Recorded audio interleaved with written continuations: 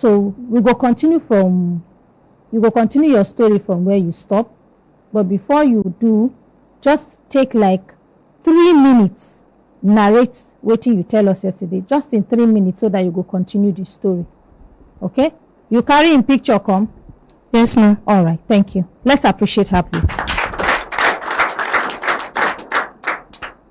Good morning, Ordinary President, sir. Good morning, Auntie Mariam. Good morning, Brekete Family. My name is Peace Enekole Okulu.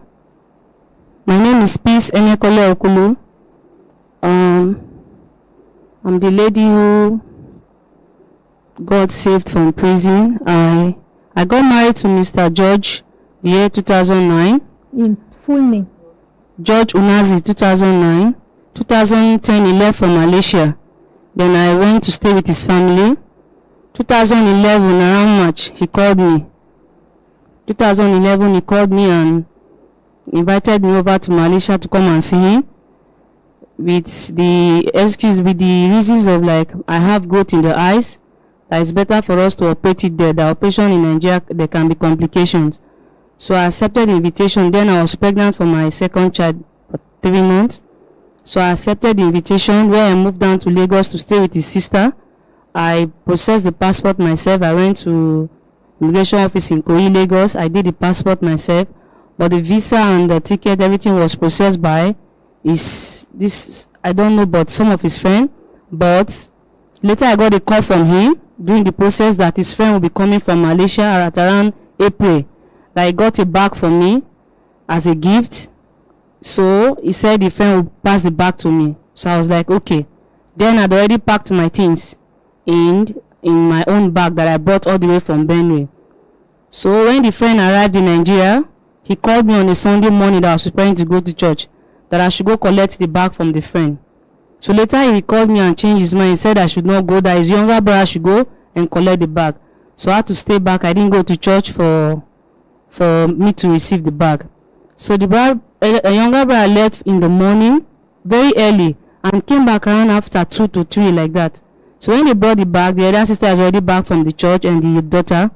Together we opened the bag, and when the bag, as soon as he brought the bag to the house, I got a call from my husband, George Unazi, that he wants me to come to bring the bag to Malaysia. I was like, my clothes are not much because I'm coming to stay for just 2 weeks. Then I was into auxiliary training.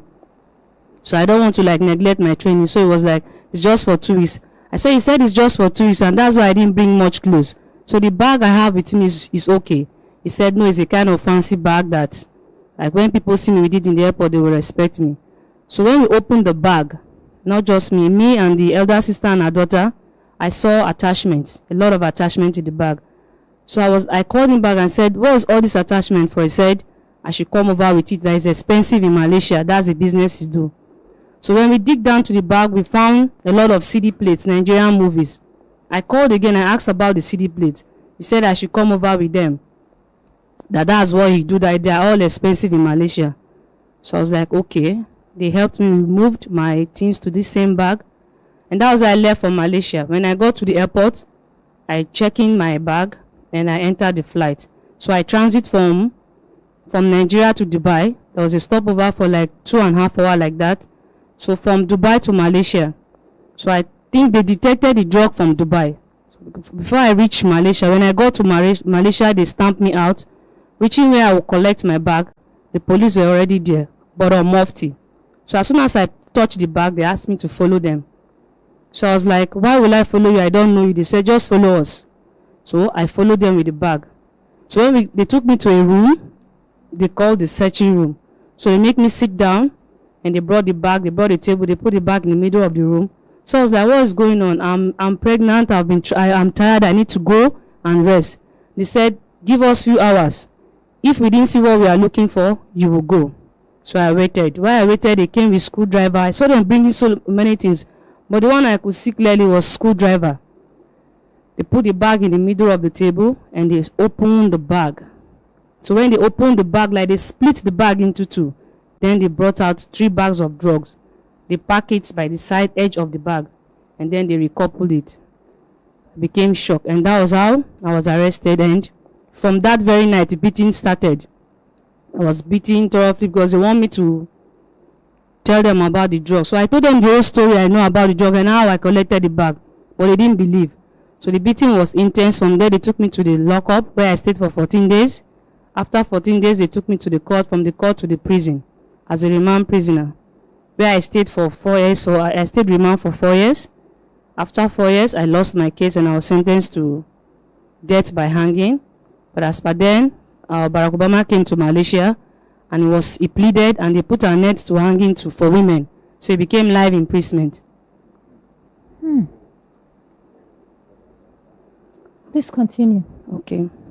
So during the process, when I was first arrested, I was pregnant with the environment, no slippers, because when I came to prison, they said the prison is out of stock. They don't have slippers, so I have to walk barefooted in the prison.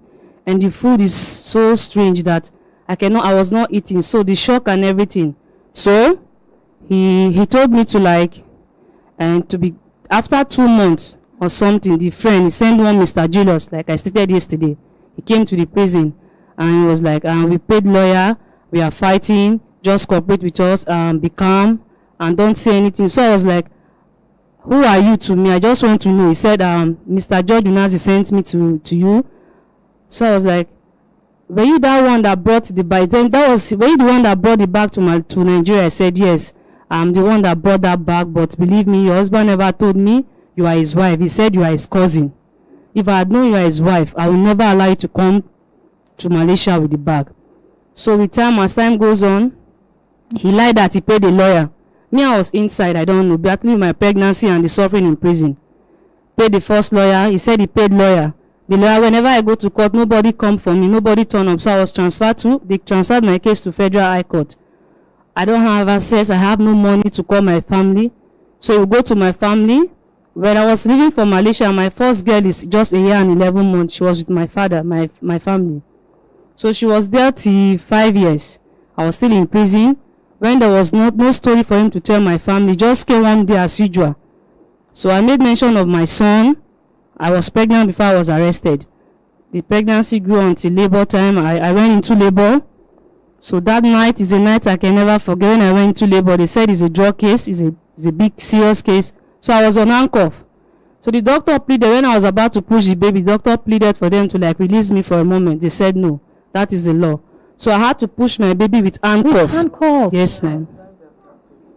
What? So they only said the only thing they can do for me is I should just make a choice. Both hands handcuff or a hand and a leg.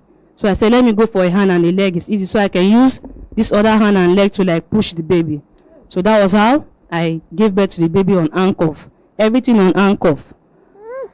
Till I left the hospital to the prison. The following day, he sent Mr. Julius again. I said, I've put to bed, I need baby things.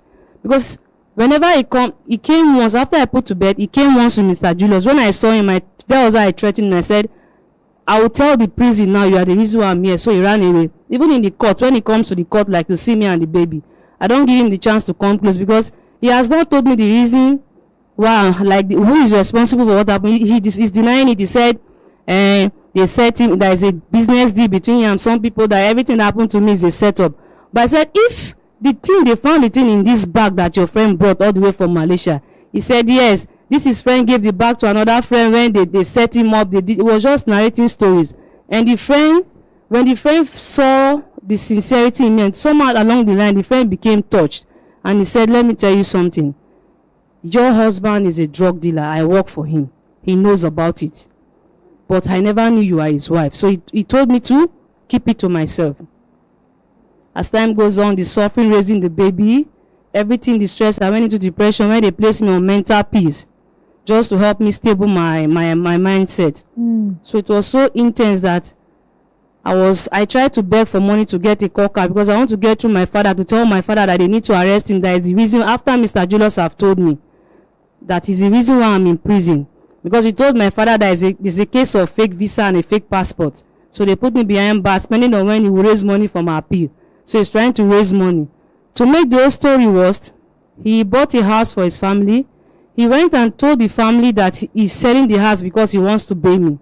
When he sold the house for over a few millions, That was when he stopped coming to Malaysia. Came down to Abuja here. Started acting as a governor's son, spending money from clubs to another. And the family started hating me. That the reason why their son run, that the son is now like from who he is to Mr. Nobody, that Mr. Zero. But not knowing every house he sold and land he sold, he used it for his own flexing and everything. When I was there, the sister came one day and came to check on my daughter. So she took my daughter to their family house. So my late father was like, this girl cannot leave this house because she looks like the mother.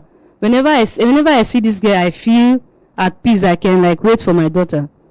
So my father went and my younger sister on the very day to check on my daughter. As soon as she saw my father, she started insulting my father based on everything he's telling the family, that he has spent everything he has. He even threatened to sell the house they are living in at that moment. Before the sister, they refused.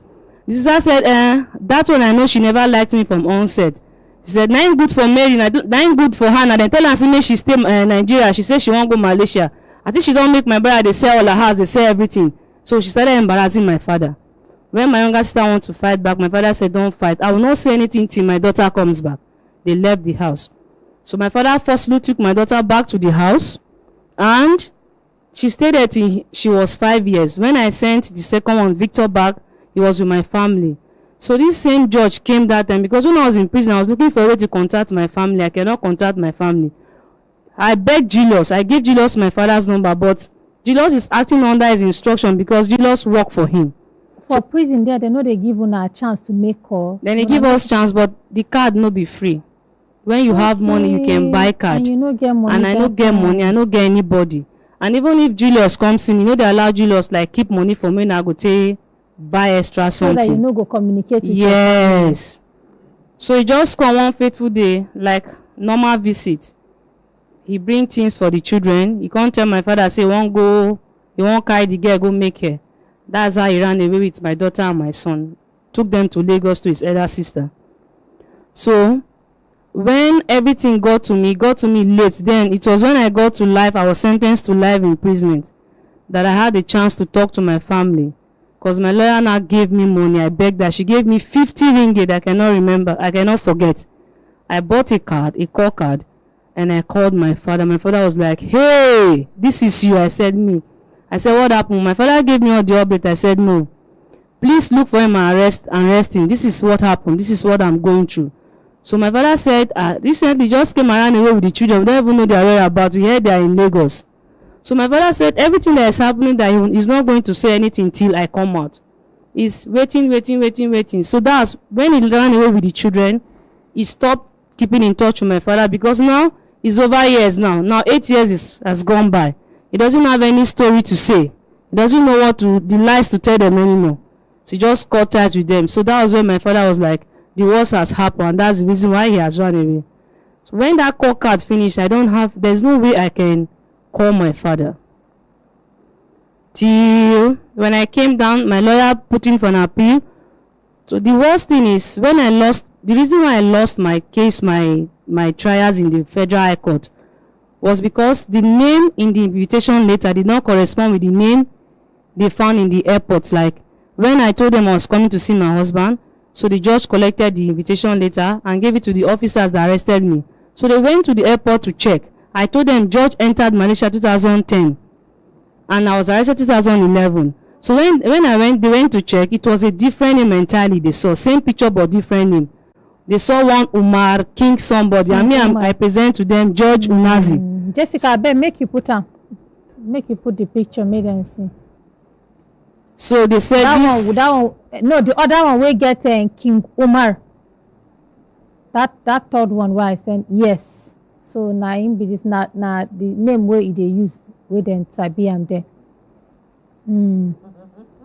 So the judge said everything I said is a lie. That they've gone to the airport. There is only King Umar they see there. So that I know of what I'm carrying. So that was how I was sentenced to death by hanging.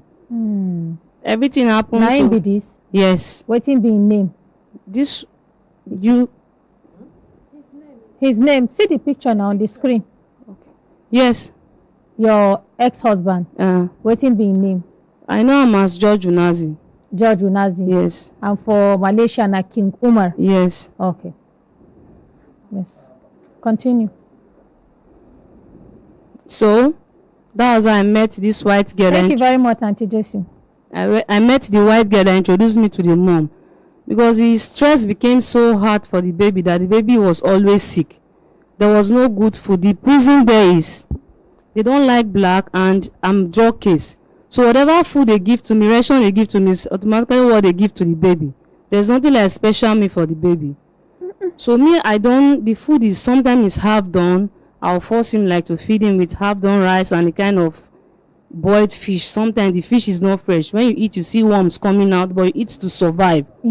So the baby was so sick that I had to beg. That was what you were, now waiting when they chop there. Yes, ma. Half done rice. Yes, Malaysia know they now rice be their food. So the food is, before we go for lunch in the afternoon, they cook our food as early as 4 o'clock. Half done, and they expose it like it needs to be cool. So before morning you go there kakaraka like go hard. Then our drinking water now, because now tap water, their water no clean, cockroach, everything they come out from the water. So then go cook them, then they'll give us hot water, half done rice with half dry done rice like that, with maybe one boiled fish and kind of vegetable. Maybe say worm they come out, but you go just use the water wash and you eat to survive. Like fresh vegetables. Sometimes they fresh, sometimes they fresh, but if it's fresh, there's no way you discover worm inside the veggies. No, I mean they know they cook the vegetable. They go just. No, they go just put on for pot, turn hot water like hot water for a few seconds, few minutes like that. Then they go just put on for tray for us. And now waiting when I chop. For 12 years. Survive. For 12 years. Yes, ma'am. Inna lillahi. Please, let's appreciate her.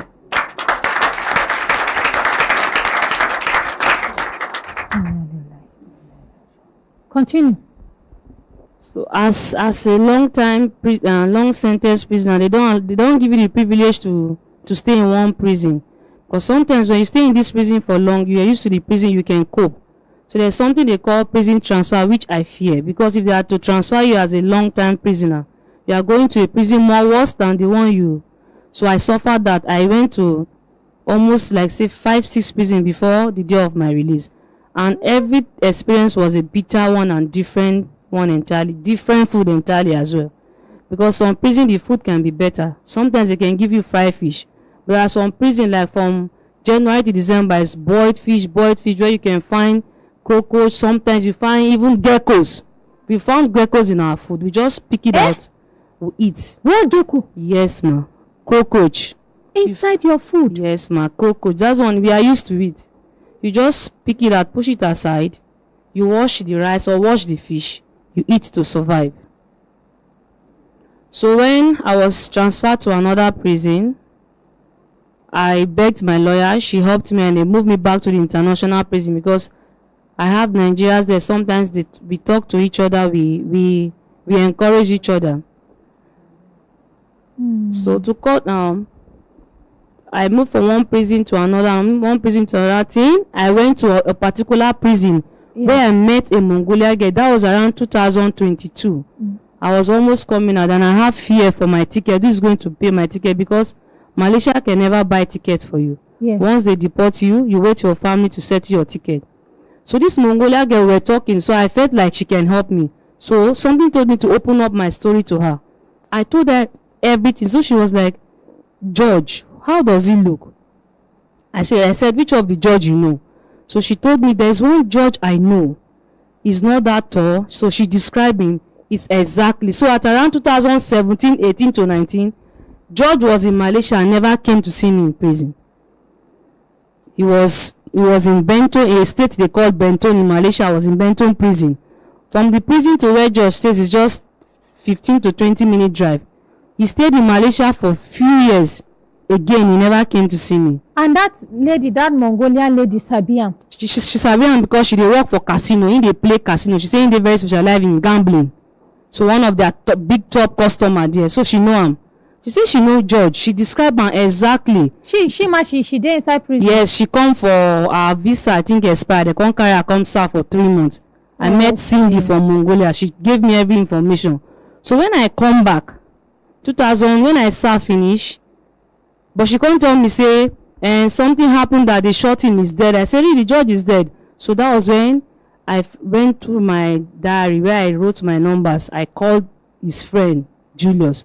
Julius said, no, he's alive. All those things is common flag that you know him. He always commits crime.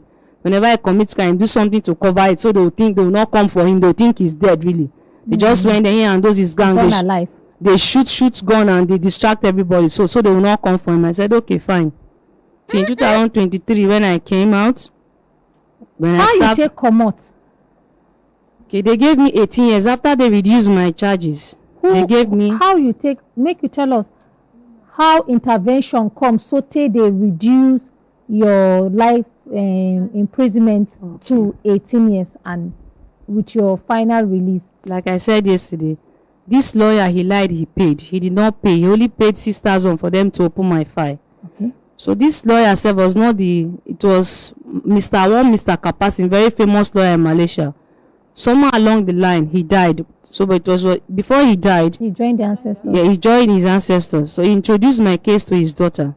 So she came, she was interested in me, like I said yesterday. Okay, the daughter and a barrister too. Yes, one Sergeant Doe. God favored me in her side. When she looked at me, she said she just felt like she believed my story. So there's something inside of her that just had to fight for me. So she put money aside. So she was the one that fight for her peace. She went to the airport. She redig everything, every information she could gather. She gathered. Then she also discovered 2010 actually entered Malaysia. But those officers arrested me. They tried to cover up because they want the case to favor them. So actually, okay, yes, they cover up from yes there because they know definitely if they can't confirm, say truly they innocent. If they only release, they go release you. They go also compensate you for all these kind things where they do. Yes. So now for my investigation, now the country know say yes, he entered Malaysia, but with that different name of King Umar, no be George Unazi, but same picture. So all those information she put she come send am to Federal Court of Appeal for Malaysia, which is Putrajaya. So for around it took 7 weeks, 7 months, 3 weeks. Before they went through my appeal letter. She came to see me. Then they called me for an appeal. That was on 10th December 2015, the same 2015. So I appeared in the Court of Appeal. She put every evidence she could put before the judges. And I can say God really want to fight for me. My accusers, all those strong points they have, the one that came to represent me, that represent the accusing department, DPP department that day, she could not say a word. So that was how they reduced my charges. And they gave me 18 years, starting from the date of arrest. So when what be the name of this barrister again? Sergeant Doe. Sergeant Doe. Yeah. You still get her number? Yes, ma'am. Hi. Anyway, where she did, may God locate her and bless her. We go call her, we go appreciate her. Okay. We go call her, we go appreciate her. Well for this thing where she do for you. I bet make we appreciate her.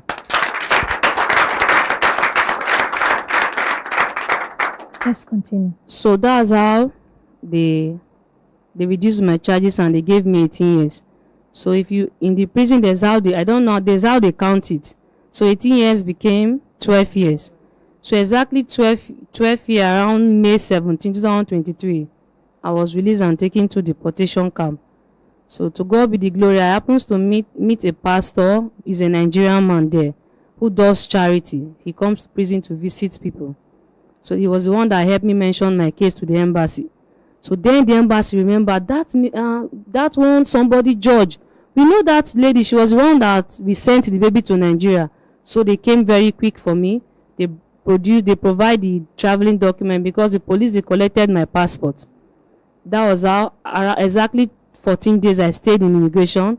I came to Nigeria, where my elder brother picked me from Lagos. He was in Abeokuta then, serving. So when I came, I became very, very sick. When I started eating good food, because 12 years without oily food. So if I eat food that has oil, my stomach will automatically swell like I'm pregnant for 9 months. So I was going in and out of hospital. So the doctor advised I go for a walk, like morning walk. I do some exercise and my system is trying to adjust. And when I came out, when I started eating, like taking good water, anything good enters my system, everything changed. So if I menstruate, it doesn't stop. We went for scan. They say there's no fibroid, there's nothing, but it's just like that. Even up till now, it suffers down. Sometimes when I'm menstruating, it doesn't stop. And sometimes it stops. Since 2023 that I came. Up to now? Yes, ma'am. You still... So when I go for checkup, doctor said it's with time that every of my hormone is weak.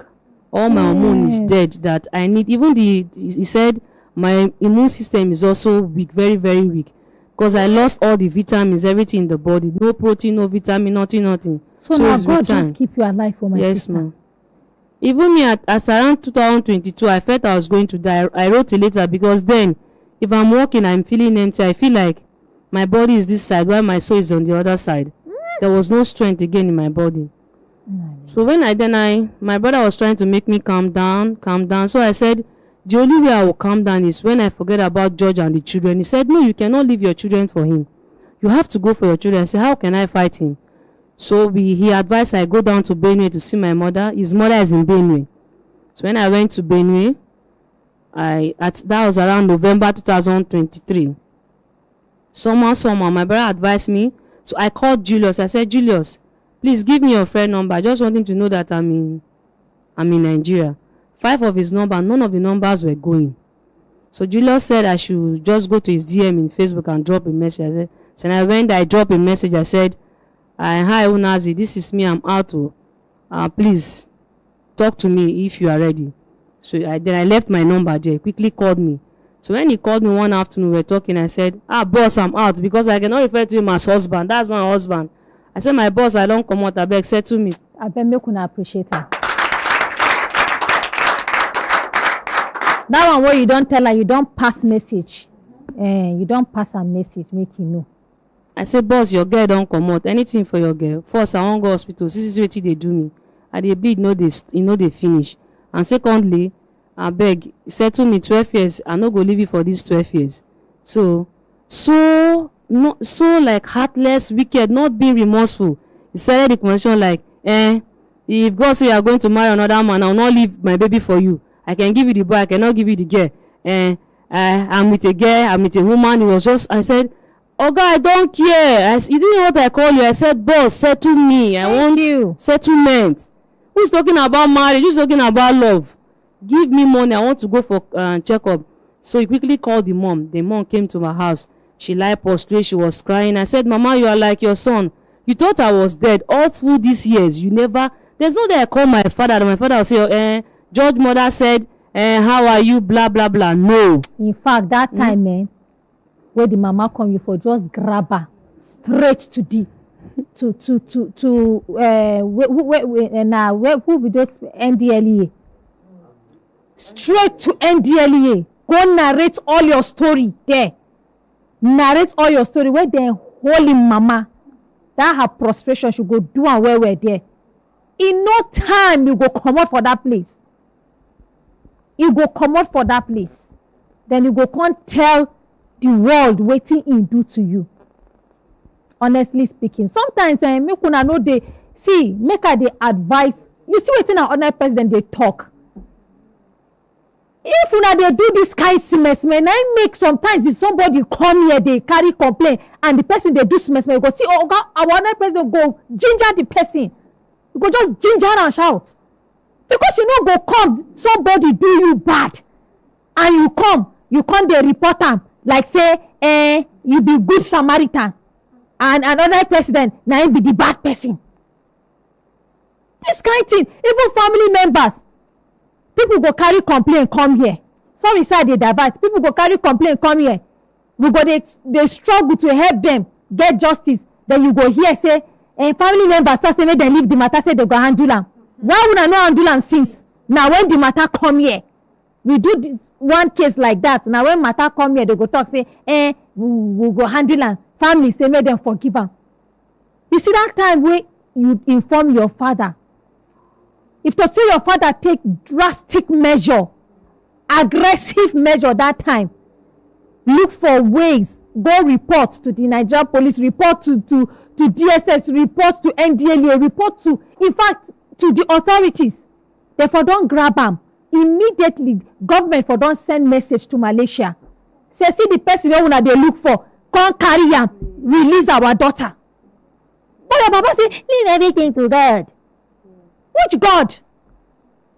Now make even God vex on this matter. Una see truth, una dey say leave everything to God. Now God go come from heaven, come do am for una. How una suppose do am?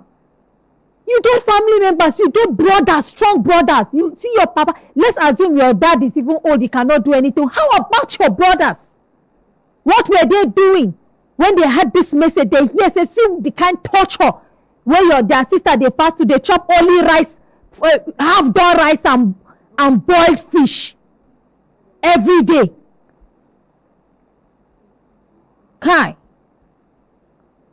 If they say you know come out alive now, we for don dey talk this story here. So please make we learn to dey stand up for our loved ones. We don pass this stage where people go begin dey talk say make we leave everything for God. Why God bring you come this world? Why God give us judges? Why God give us security? Make something happen, go report to God, make God send angels, make they come do arrest. What is this mentality that we have in Nigeria of leaving everything to God? So now you una carry everything put for your head. So we una go dey sleep, we go dey do everything. I beg. I'm just doing this to ginger each and every one of us, to advise each and every one of us. When something like this happen, we not pray say make it happen, but learn to stand up for your rights. If you know fit, make your family members help you stand up for your right.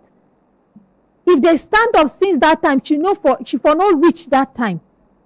Immediately they for don't transport and bring them back to Malaysia and their product. You for come back and continue with your life. Pack your children and continue with your life. Anyways, we'll go hear from her. Yes, continue, my sister. So I tell the mother, say I no go talk anything first till I see my children. She say my children they fine, and they with the father for Abuja. The mother they hide and she no tell me say the pikin date. She don't know the pikin don't tell me say she in there with another woman. So when it was time for him to bring the kids. See the disrespect, sir. See the disrespect. So they don't disrespect the family. Yes. They don't leave children with her parents. At least maybe they look the children, they ease their pains. They carry children, go give another woman. Where another woman there for prison, they suffer. Kai! Some men, I don't know which kind of heart they get. Their heart no dey this world. Continue. The worst part of it, when I came, my mother briefed me how my father died. The mother, even the same state, the same, from my family house to the family house, not far. The sister never came to like pay my father last respect. None of, even the mother. It was after months, the mother came, according to my mom, came pretending with crocodile tears. It was she heard from somebody. My mother said, are you supposed to hear from somebody? Situation by there's love. You people feel sorry for what your son did to my daughter and that cost the father's life. You're even supposed to know my husband would die, not you hearing from some after months. But the sister never came. Only the mother came pretending. So I told the mom that I will not say anything till I see my children. So when it was time for him to bring the children around November, so he came down to Benue in November. My other brother who told me to contact him, he said I should just play very smart, put emotion aside, let me gather some information more. I should not come like, because if I attack him, he's a guy that is used to crime, you know how to run away. Yes. So, but that is very difficult for me because I cannot see myself talking nicely with somebody that almost took my life, because my style is when I don't like something, I don't know how to pretend. So I had to like learn how to pretend, play as if okay there is love, I'm willing for us to start again. Then he came down November. He said okay, I should go for checkup. I called my brother, said just play along. We went to check up. Funny enough, when they did scan, so the doctor was suggesting like, okay, there was nothing in the mind, that my womb is okay. But the doctor wrote some kind of drug. He said, all these doctors, I said they chop money. He was not even ready to treat me. Like, because when I came out, when he saw me, he was like, you didn't change. Or maybe he was expecting to see like I have twisted face or suffering from stroke, or like I'm mad or totally not like that. So I told my brother, I said, I won't give this guy fire. He said, calm down. Follow what I'm teaching you. So I tried to pretend again. He left for Abuja. It was December. Now bring my children. I don't have money. The children cannot come. I said, bring my children. Children have not seen for 12 years. Joe, do you have heart at all?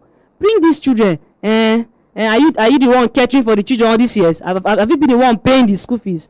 I say, Oga, now you send me go where I go. Which woman won't born pikin, leave the pikin for another person to train am? Do you have sense at all? Can you hear yourself? He said, no promises, he will see. It was around like 22, almost few days to Christmas. The kids came, but when they came, they are scared to come to me because of what the father told them. Maybe don't go tell them one thing or the other to spoil your name. He said, 1, I'm mentally not, I'm mad, I'm wide. 2, that now that I'm out, I told him that I want to go into drug, that I'm a drug dealer, that I want to go into drug. And secondly, that I also want to go into prostitution. So he was telling the girl that if you go, your mother is desperate to make money, she will sell you out for prostitution and make money. And you, Victor, if you go, your mother will use you to traffic drug. So when they came, they went to their grandmothers as a fear to come. This one is the mother, I don't know, like the mother is telling me things she's not supposed to tell me. She said she begged them to come. Your mother is a good woman. Your mother has never hurt anybody before. Come if you see how you like her.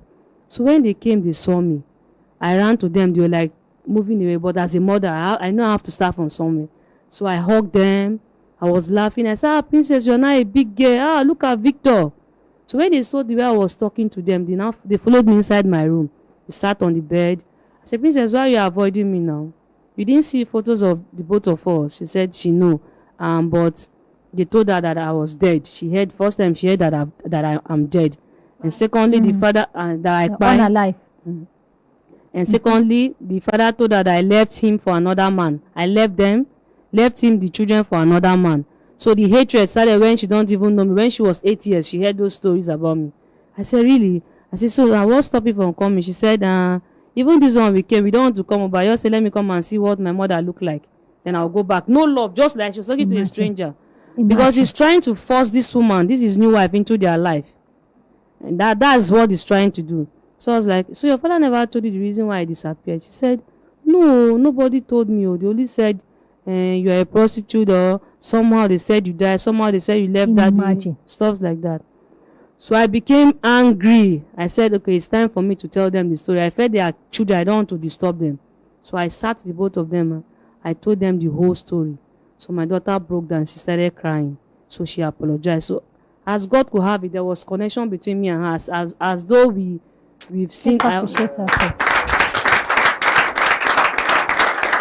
And you know what, Vice Pamela, I like the idea where her brother tell her, even though saying that them supposed to do something they no do, but the one where she come out and he tell her say make them play along. Continue, my sister. Other bragados will enter hand soon. When they were coming, he told them not to tell them that he's doing well, that he has a lunch. He told them to tell me that they stay in one room, that him, the new wife, and the two of them, they sleep in one room. So many lies. So my daughter said, Mommy, I know I can trust you. Just keep it secret. She told me everything. You need to protect your daughter. You understand? You need to protect her. Okay? So we no go talk about your daughter. No put her for this matter. You understand? Thank you. Yes, my brothers and sisters, if we look time now, go say time, don't give us signal. Signal make we wait, signal make we continue to the van, not they go. Make we hold them here. We no go continue from here. Okay? Go sit down. As they do their own, we self we do our own.